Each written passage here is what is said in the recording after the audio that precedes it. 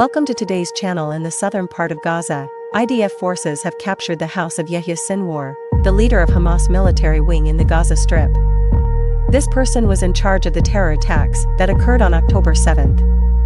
An IDF soldier even obtained Yahya Sinwar's credit card.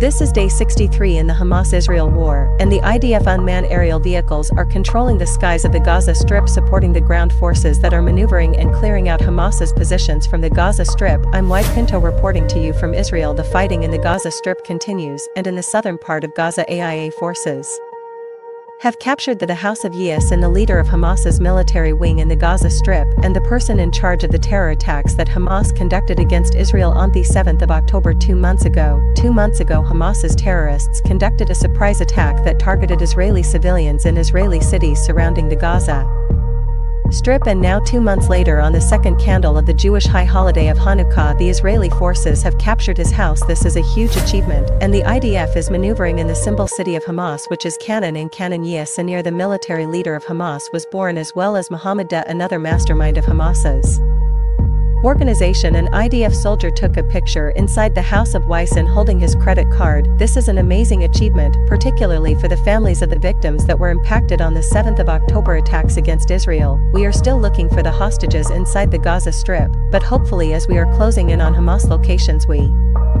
will be able to release them as part of the operation to neutralize Hamas's positions and terrorists in the southern part of the Gaza Strip. The IDF mobilized its ground and air forces and was encountered by a huge amount of Hamas terrorists, because these locations are symbols for the terror organization, and also because the IDF has a strong control of the northern part of Gaza. Many of Hamas's terrorists fled to the south together with the civilian population. Hamas conducted a joint offensive against the IDF forces, among the biggest we've seen in this war, and the IDF was able to neutralize one unit of Hamas, while 5 others emerged from all different locations surrounding the Israeli troops.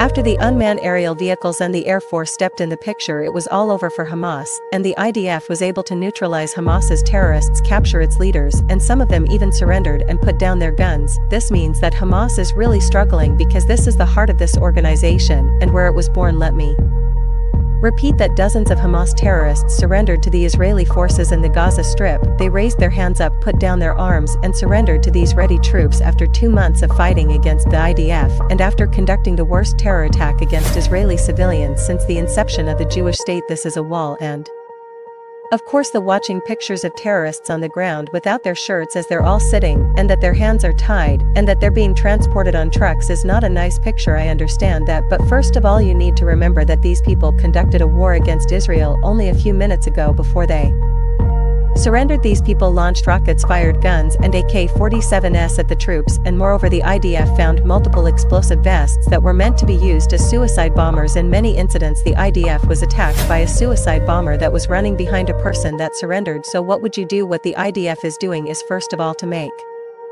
sure that there's no threat by telling the terrorist to lift up his shirt to see that he does not have an explosive vest on him. After that he needs to bind the terrorist and to transport him back to Israel, to Israeli prisons. There are no buses in the Gaza Strip, and the only transportation vehicle are military trucks, so that's why the terrorists were transported out of Gaza like that. In Israel they will receive the treatment of a modern country that is in war according to the international law, and according to the laws of Israel. It was very important for me to explain this situation. These people carried out a terror attack against Israeli civilians 2 months ago, only 2 months ago, and they still hold some 150 Israelis as hostages, including women, children, and the elderly in the Gaza Strip. In the northern part of the Gaza Strip the fighting continues, and the IDF is still encountering multiple terrorists of Hamas on different locations. Some of them choose to surrender after their tunnels were flooded or the location was compromised, and at the same time others choose to continue the fighting. Just imagine the situation of the IDF soldiers. They are living under constant threat at any given time, and yet they have to deal with the civilian population and with the terrorists that are surrendering. Please join me in prayer for wisdom for the IDF troops and for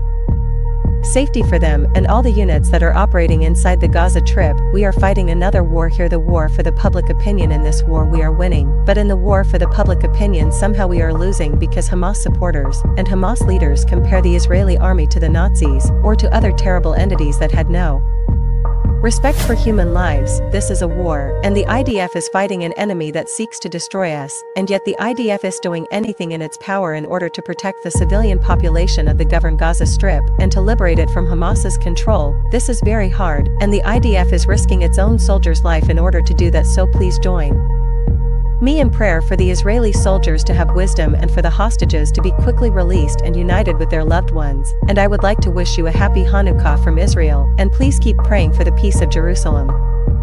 Thanks for watching, and we'll see you next time.